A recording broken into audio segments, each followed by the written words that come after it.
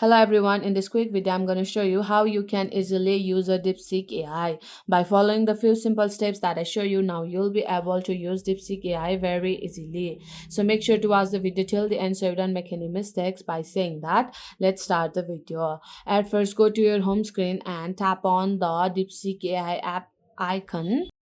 And if you are wondering what is DeepSeek AI, then you can simply see this AI is a mixture of ChatGPT and the Gemini.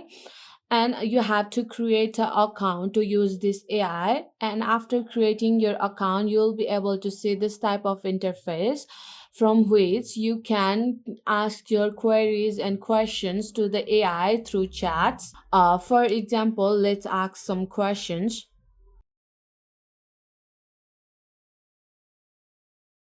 Like this, you can get your answer of your any questions. And here, if you want to go to the new chat, then you can tap on this new chat option right here, or you can just tap on this plus icon right here. Like this, you can go to the new chats. And here, if you enable deep think R1, then you'll be able to get answers very specifically, or you can say you can get your answer in a deep versions. You can see this features is a advanced features of this AI. And if you want to search your answer globally, then you can just enable the features of global search. And by tapping on this plus icon, you'll be able to upload your image documents to solve your queries. And here, if you tap on this two horizontal line on the top left corner, you'll be able to see the history of chats, or you'll be able to see your previous chats. And here, if you tap on your profile icon, then you'll be able to see your details of your account.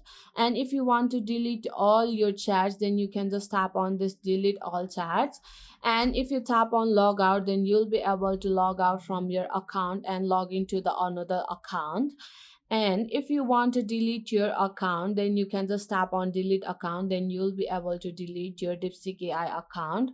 Like this, you can use DeepSeek AI very easily. So my friend, that's it. If you find this video helpful, even 1%, consider subscribing and leave a like. I'll be back with another problem solving video like this. Thanks for watching.